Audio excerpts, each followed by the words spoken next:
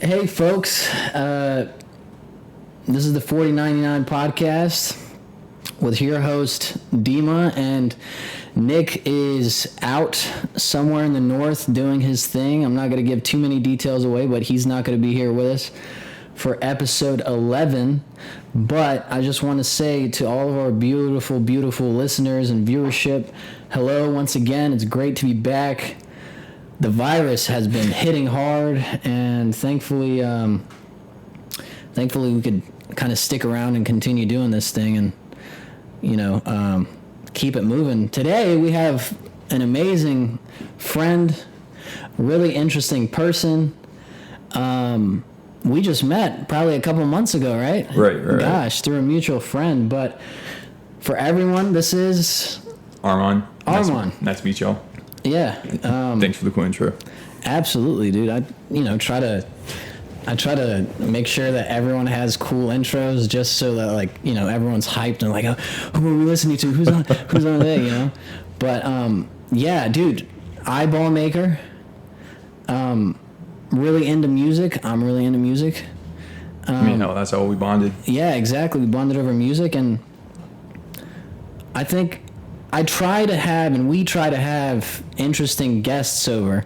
And something that really threw me for a loop when I first met you is you make eyeballs. Yep. I am an ocularist, an apprentice ocularist. So someone who makes prosthetic eyes, that's the title, ocularist.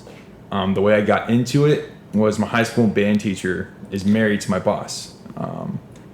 My high school was putting I love to tease my high school band teacher, and it was just fun to oh hey Mr. Jefferson, that episode of South Park when Michael Jackson moved to town, he went by Mr. Jefferson, shit like that. Yeah. And so I was I'm gonna shadow your wife and find some dirt on you and make fun of you, and it was all innocent. She told me some innocent stuff oh you guy's ears pierced and something like that. Well, it's not saying that's a bad thing, but I guess for people that age back in the day, that was taboo for guys to get their ears pierced.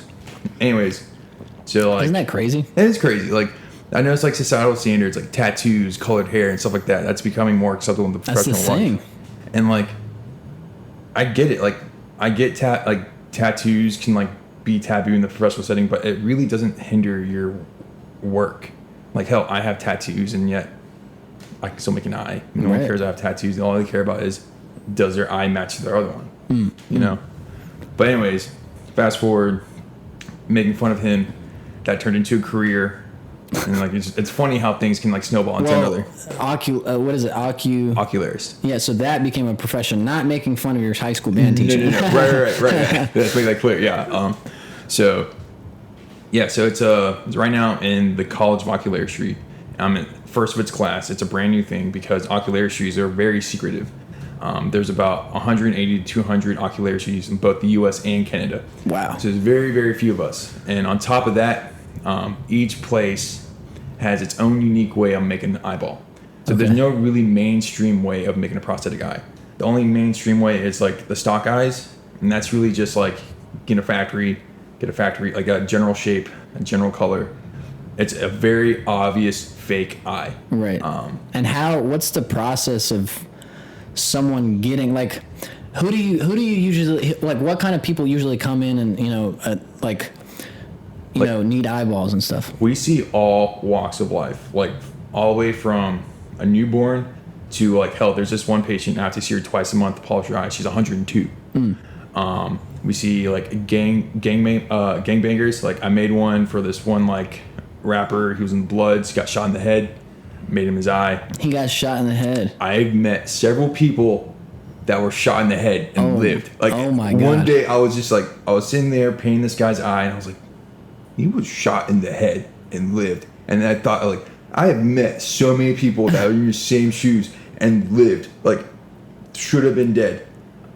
It's sad when it's self-inflicted, especially when they have brain damage and they can't function anymore. But then there's people born without eyes, car accidents. The craziest way, there's this lady, she was driving down this road, minding her own business, and a duck flew through her windshield and stabbed her right in the eye, lost her eye. What? Those are the freakiest ones, when you're just minding your own business and then something just hits you.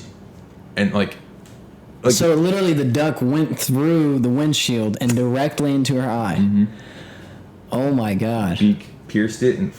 See, like, folks, anything is possible. That's crazy. I do not trust lawnmowers or baseball games anymore. Every What? time I drive by or walk by a lawnmower, I always turn my head or close that eye that's on. Because so many times I've heard a rock hit, like, the blade and right Oh out. my God. So, like, yeah. Every single time I pass by, like, one of those, Yeah. I always turn away because, like, not happening. Yeah, not messing with the lawnmowers. Right. So everyone comes in, and any kind of person comes in, and that's not something that anyone really even considers or thinks about. That's why I find what you do so interesting. And you said it is a very close knit group of people that. Yeah. It's usually, you said, familial. Yeah, so, like, majority of these business models are all family businesses. Now, that's not necessarily the best business model, because what happens when your kid doesn't want to do it? And that is the case where I work. Their kids don't want to do it. They want to do other things. Like my boss's son wants to be like a neurosurgeon. The other one's getting into music. And so they don't want to do anything with eyeballs, which I can completely relate to. I grew up in a family business. I grew up in a pizza restaurant. My dad very much wanted my brothers and I to take over, but we didn't want to make pizzas. We wanted to do our own things. Like the oldest one, he works on airplanes. The middle child, he enjoys the culinary arts. He was a cook for years, but now he wants to be an intelligence officer in the Navy, and so he's like moving forward with that. And me, when I was a freshman in high school, my world history teacher said that Hulk Hogan analyzed his personality to see what field he would be most successful in, and then he realized he was a huge dude. He was the Hulk Hogan or one of those like 80s wrestlers. He realized he was a huge dude and like big personality. He's like, I could be a pro wrestler. So I was like, well, what does my personality best suit? And so I tried several different jobs, sales. I internship at DA's office. District attorney. Yeah. Yeah. I did. So like, what is that, law or something? Yeah. So like, my coworker's ex-husband was my county's DA. And so, you know, as a kid, I was like, I want to be a lawyer or doctor or some shit. And so I was like, all right, let me try out law. Let me shadow this, see what it's like. And it was a fuck ton of paperwork. Everyone over there were just moody because you hear all these sad stories. Granted, I hear sad stories all the time at my work. But it's like kind of like a different type of helping. Granted, like I'm sure the people who go in this line of work want to help people and this is their facet of doing it. But it didn't resonate with me. It was too much paperwork, too much indoors. I would hate being inside all day and leaving the office and it being dark outside at wintertime. Like, oh, that would get to me. And like I can't do paperwork. Like my mind would just wander Me and neither, like I'll just man. get lost. Yeah, it just Me neither. Right, It so you reminds did me it. too much of school. right. So like being in an like I'm still in an office setting, but like I'm sculpting, I'm painting, like I'm crafting something that someone will use for their face, and like when they see it and like this is acceptable for me to use as part of my face. And then seeing that smile when they're like, I have an eye back, and they give them a sense of normalcy. Granted, they're still normal with or without that eye. Right. It's just, it helps them realize that they are still normal. And then What's- helping. Oh, sorry. My bad for cutting you off. What is, just so that we can give our viewers and our listeners an idea, what is usually the process of a person getting an eye? And walk me through that. From like losing the eyeball to like getting Like the brain. they've lost the eye and they come into you guys. What would be the process of? Would you have to sit down with them, analyze their eyes? Like what? How does that work? Okay, so we see them 6 weeks post-op. It takes 6 weeks for them to fully heal from their operation on average. Once they're fully healed, we'll do an evaluation, see where they're at, see where the implant is, take some notes, see what type of implant they have, and then we'll schedule them for appointment. Once they come in for the appointment, then we'll fit them. We'll take this substance called vinyl polysiloxane. It's a silicone-based substance. It takes about 1 minute to 3 minutes for it to set up, depending on your body temperature. The hotter you run, the quicker it sets up. Once we get that impression, we get the actual shape of their eye socket. And so the implant takes up about 80%, while we take up the rest. And so once we get that impression, we make a wax model based off that impression. The reason why we use wax because you can whittle it, manipulate it, and add, subtract, do whatever until you get a shape that's symmetrical and comfortable to their healthy side. We use a thing called an iris button to give us direction of gaze. It has a little stem on it, and that stem, like the tip of it, represents where the pupil's at. And so once we position the gaze based off conversational point of view. So how you and I are talking, that's how we'll design the eye. So once we get the perfect direction of gaze, we will move to making a 2-piece paint shell. Now, we're like one of the few ocular issues that make eyeballs this way. Most places do like they inlay the iris button, while we make a whole paint shell. So what we have is called a scleral paint shell. The sclera is the wire of your eye. The iris is the color of your eye. So we have a 2-piece to where we can like paint on that, put it together, pop in the patient's head, see what adjustments we need to make, take it out, make those adjustments, and keep on doing that until we get a perfect match. Then once we get that match, we do the final process. We cook it, shape it up, pumice it, polish it, and then you got yourself a brand new eyeball. So to kind of dumb it down for me, person comes in, you analyze the socket that the eye is not in. You analyze it, you size it, you make the eyeball according to kind of what the other eye looks like. Right.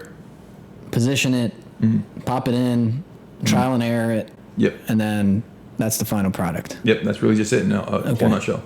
Cool. The whole thing is a bunch of trial and error, which is great for me because I told you this earlier, I fail a lot. Like failure is a common thing in my life, and that's something that I had to grow comfortable with. And like I used to hate it until I realized I was watching Hot Ones and Johnny Knoxville was being interviewed, and That was a good one. right. So you've seen it, and like the last question was like, failure is something that you regularly deal with. How's that make you feel? Like, what are your views on failure? And he said, failure isn't the opposite of success. It's part of the process. And if you're not failing at something, you're not trying hard enough. I'm just like, oh. Yeah. So in other words, like, I guess I'm doing things right. And that was like, once I realized that, it took off a whole lot of like stress and this weight I had on my shoulder of like, fuck, I suck at everything. I can't do things. I was like, no. Everyone, like, granted, like, people are at different levels, but if you're going to try hard at something, you're going to hit a wall. You're going to get stumped at some point. And then the true failure is giving up or not learning. And what I learned was what made people successful is just dedication and consistent. And can, like, just hard work and being consistent at it. And so, like, once I realized that, then all of a sudden, like, I'm now making eyes that people are using. And now people are, like, putting this shit in their head. Like, yes, this is part of my face. People can't tell that I'm wearing this eye. And I'm like, once I heard that, I was like, oh my God, that was a successful eye. And so once I made a successful eye, and keep in mind, like, I came into this job with zero art experience. I had to learn from, like, the basics all the way to where I am now. So my question, that was kind of touching on my question that I had for you, is like coming into something that is a little bit art related, right? What was that learning curve like? And like, what was that process for you like, of just like being like, okay, I'm not coming from any kind of artistic background. How the hell am I going to paint this eye? So difficulty didn't scare me. I was going to go to chiropractic school, and I heard this being compared to med school in terms of, like, level of difficulty. And that, like, hard work doesn't faze me. Like, my family's broke. Like, I don't come from money. So if I want to make it somewhere, I knew I'm going to have to just grind it out, just work hard until I get to the top. And, like, I know, like, coming from the bottom, I'm going to have to eat shit until I can, like, get to a point where, like, no, I'm too good for that. Like, I'm on the next level. Like, you know, I worked my spot. I'm putting in my dues. But it was literal blood, sweat, and tears. Like, frustration. Like, I'll paint an eye for 4 hours, and my mentors would come in, like, not good enough. Erase it, start over. So 4 hours of work, erase it, start over. And it was like that for days. And you're painting on eyes.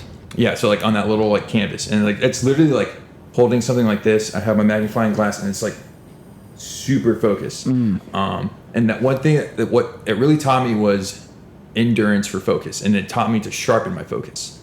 But now I can paint an eye on average an hour and 15 minutes. So we make an eye in one day, whereas most places it takes them about 3 days. But like, I realized what was holding me back. Well, obviously it was myself, but it was like my overthinking. And like, this job really taught me how to trust myself and be like, this is good work. This is something that I am ready for you to look at and accept. This is something that I'm ready for my boss to look at and be like, yes, we can sell that. This is something I'm ready for the surgeon to look at and be like, that's, like, because not only am I impressing the patient, my boss and the surgeon, but I'm also impressing everyone else. And like, say if someone walked up to you and was like, I can tell you have a fake eye, that means I didn't do my job well. And so that's really the goal, is to make sure we trick everybody. So something that I'm pretty well, like, that I know pretty well is like, tattoos, right? Yeah. Tattoos, a lot of the time you'd ask a tattoo artist, like, I hear a bunch of tattoo artists. I have a couple of friends that are tattoo artists. Like, what's the coolest thing? And then they always tell me the coolest thing is that what you're putting on a person will be there for forever. Yep. It's like a piece of you that is for them. Yeah. Yep. Obviously you're going to make a tattoo that they want, but you're putting your own twist on it, you're putting your own spin on it, and that that's going to be on that person for the rest of their life. Yep. Would you kind of say that that's kind of similar to making eyes? Similar, but like it's recommended that you get your eye updated. So adults typically get their eyes updated every 3 to 5 years, kids every 1 to 3, because that's due to changes in the socket. More spaces will come. If you lose 5 pounds, you lose it in your face first, and so that frees up a lot of space in your eye socket. And also changes in color. So as you age, your eye color will change. I had no idea. The whites of your eye will get darker, and the color of your eye typically gets lighter. And so people will come in and they'll have eyes that are 25 years old, and to me that's like, it amazes me. But the thing is, like, because this was an industry that wasn't regulated until recently, different ocularists had different theories on how to take care of your eyes. And so some of them were like, oh yeah, you pop this in, forget about for like ever. You don't have to update your eye ever. And it's like, no, that's not the case. Because the older the eye gets, the more likely, like, the plastic is porous. It's going to absorb all those proteins and junk in your socket. So it's going to have all this like years and years of buildup. And the more likely you can get like infections in your socket.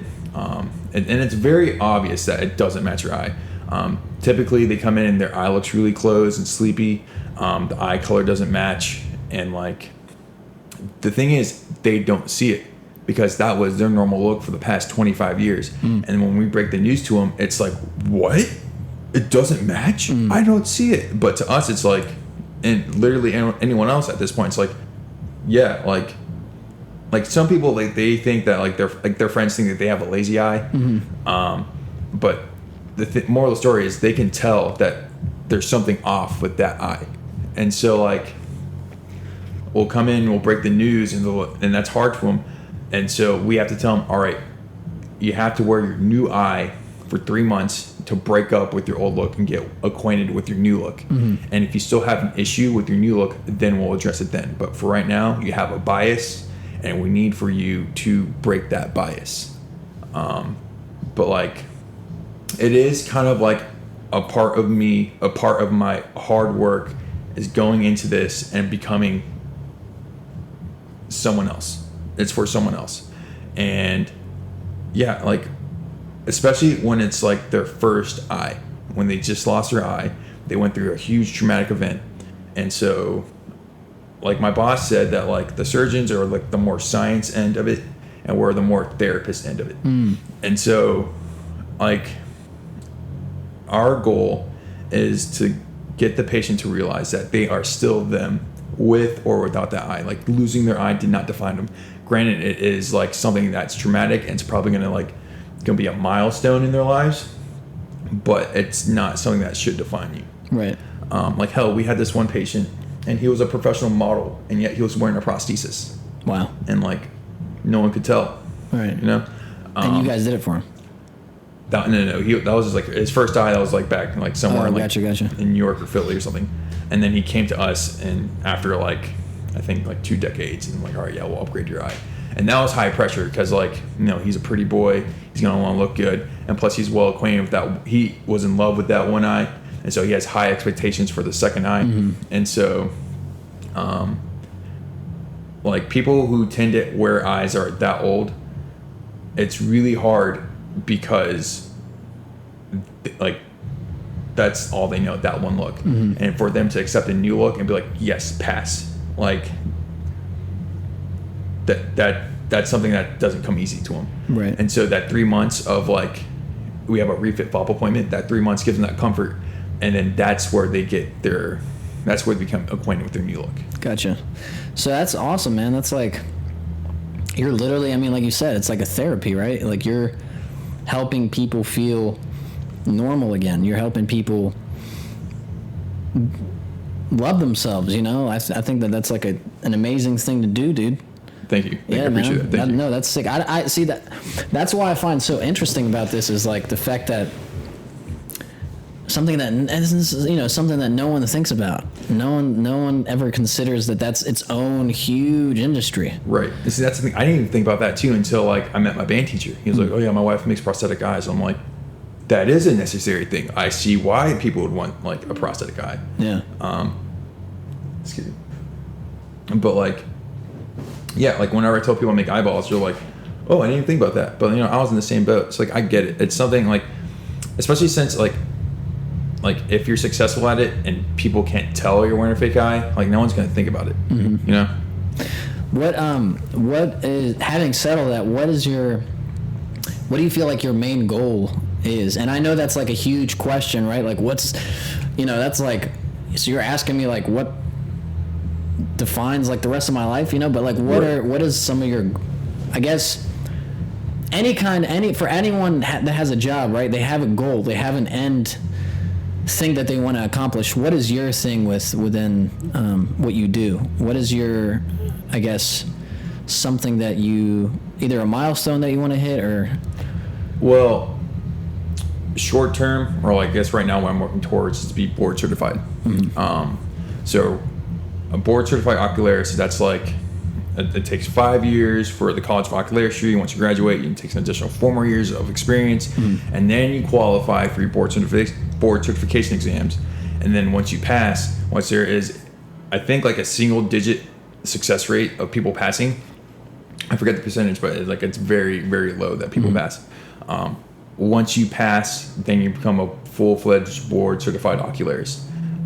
So right now I'm a year into college technically too, but I'm not counting the second year because Corona, and like it's put me like behind in terms of like classes. Everyone behind, man. Exactly. Yeah. Like my boss says this is like the forgotten year, and so like really I'm just a year in college, but the way that I'm training, I am getting my 4 years of experience while I'm going to school. Most people don't get to work on patients. I talked to this one ocularist in Chicago, and he was like, "Yeah, I didn't let my apprentice touch a patient's eye until 2 years in, and even then, all he did was polish it." Wow. And like I learned polishing like on day 3. Yeah. Polishing is super easy. You take an eye out, and you literally just polish it under a wheel, and then it's done. But like, so I'm really glad that I'm doing it this way, just so when I graduate college, like 5 years, I don't have another 4 years to like go do that. Right. So that way I can be in my 20s and board certified, which like that's super cool. Yeah. And it's not, just to be clear, it's not like you're skipping steps. No. It's you're taking all the necessary steps. Right. It's just a little bit faster than it would be with than like a you know, whatever I guess the regular kind of thing is. Right. And I asked my boss about that, and she was like, reason why is because like we only have the one clinic. And so like we were booked before I came on, we were booked 6 weeks out of like patients and plus. So like people were waiting like a couple months to get their eye. And my boss was like, we can't have that. We need another ocularist on staff to like get more people. And so like when I first came on, like I added a whole lot more work because I had no clue art, like no art experience. So I had to learn everything. And then once I started learning stuff and could make eyes, then I lined up the load. But once quarantine hit, like everything stopped. And then once we reopened the clinic, we started booking more eyes. People wanted their eyes more than they were afraid of getting sick. And now we're fully booked. And we're booked like 6 weeks out. And that's not even including new surgeries. Wow. So like now we're like just like booked. We're booked, and it's gonna be slammed until like this year ends. From like what it seems like, which it's great because like that means I get to help all these people, and I guess for selfish reasons, it means I have like better job security. And like I know, especially during these times, like I am so thankful that like I have that. Yeah, this virus is definitely taking a toll on a lot of jobs, man. It was like reading about it. It was like there's millions of people that lost their jobs. It's crazy, dude. It's crazy. Like even I went on like unemployment for a hot second. Like we had to close down, and like just like I need to get paid for a little bit, and so like all right, let me hop on it for a second. And it took, I didn't even get it, and like so then once I got rehired, fast forward like to like I applied for unemployment in like early April. Fast forward to late May, that's when I got that unemployment check, and I was like, well, I don't need it now. And I called them and I was like, hey, like I got this, like I got this money from you guys, I don't need it, and like I don't want it in case I'm gonna get in trouble for getting it. But oh no, that was for when you applied it for like all those weeks back in April. And I was like, well, thanks, but like I needed it way more then than I do now. But like, cool that you guys don't care that I had it. Yeah, that is weird.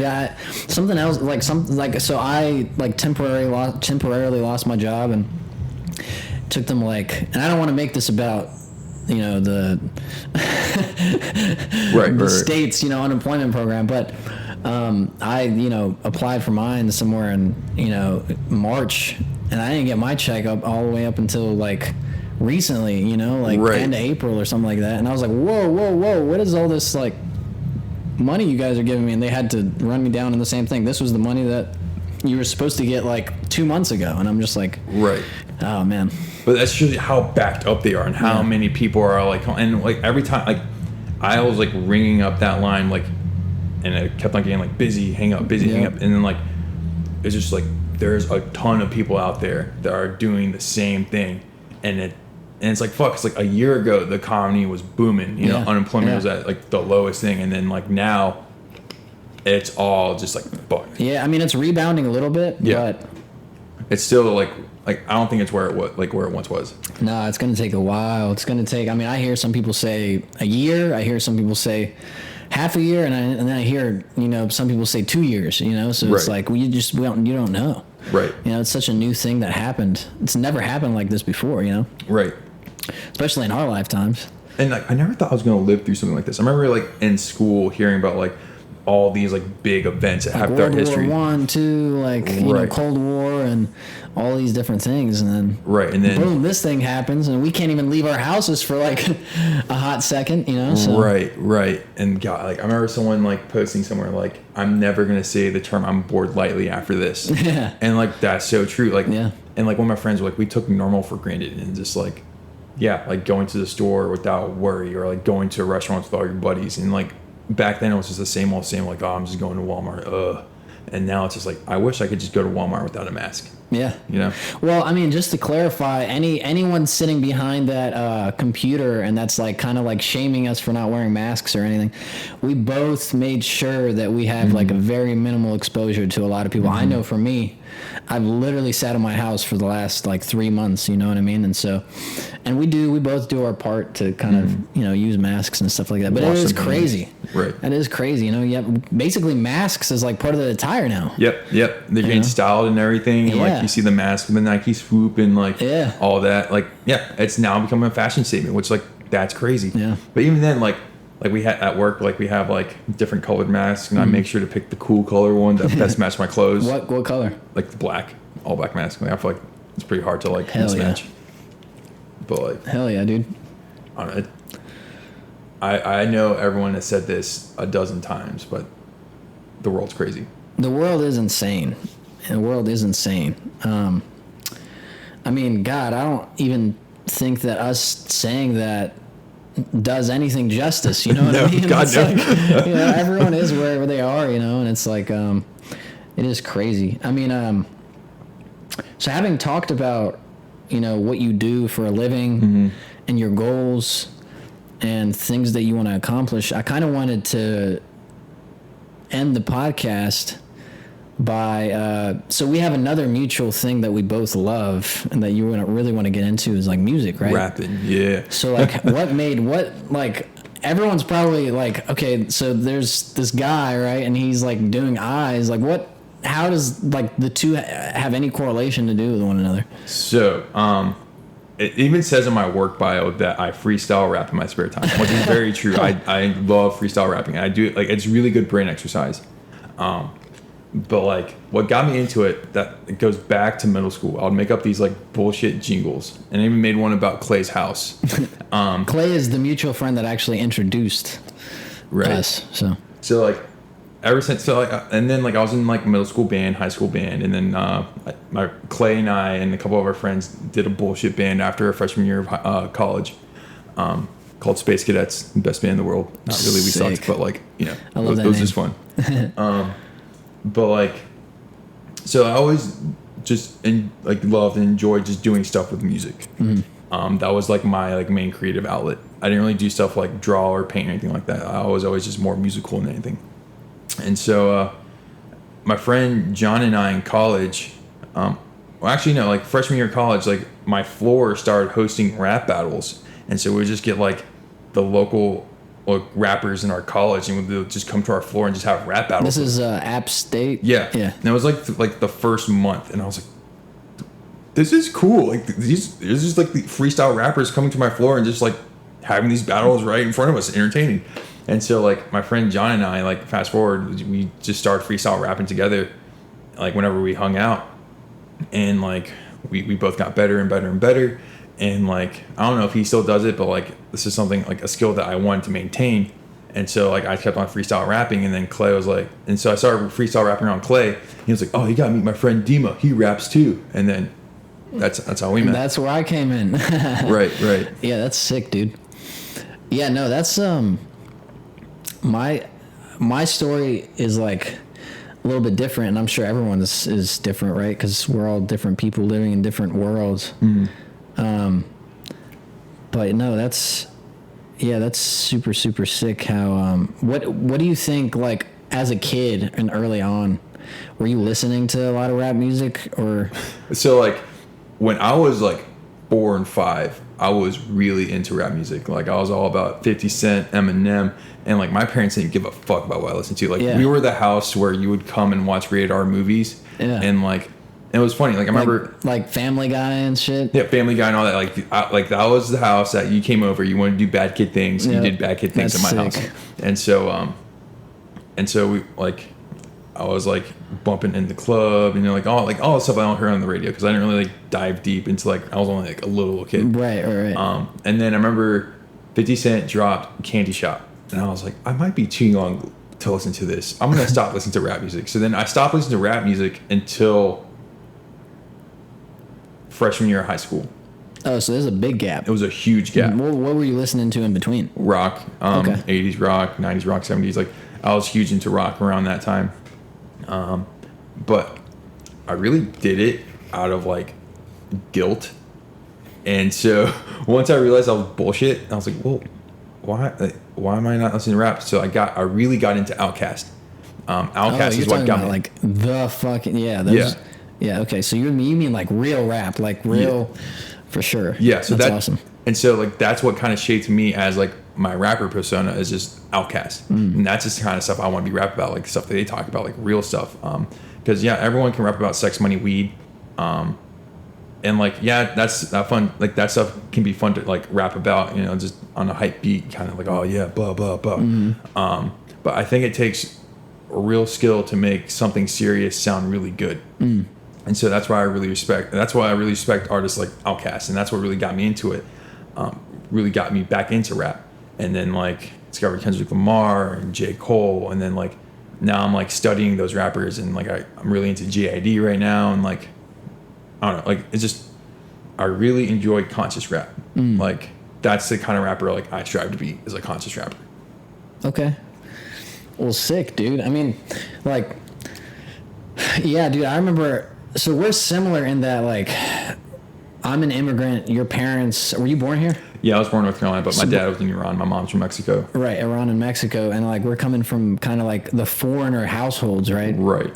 And my parents were, like, completely against me listening to, like, rap music, because like where I'm coming from, it's like classical music, and me, you know, my dad was like really heavy into like, you know, shit in his era, like the Beatles and like Pink Floyd and things like that. So like whenever I had to like listen to, like, I remember my dad would pick me up from school and we would go back to wherever we were staying at, and he would leave the car, and I was like, yeah, Dad, I'll just stay in here and like hang out and listen to some music. And then I would, like, as soon as he left, I would turn on like 102 Jams or like, you know, like a hip hop station, and just listen, just like sit there for like hours and listen. My dad would have to come out and like get me out of the car, like. But that's how you know it's real. Yeah, no, for sure, dude. So that's always good for me to. That's cool. That's real cool. I didn't know that. That's real cool. Yeah.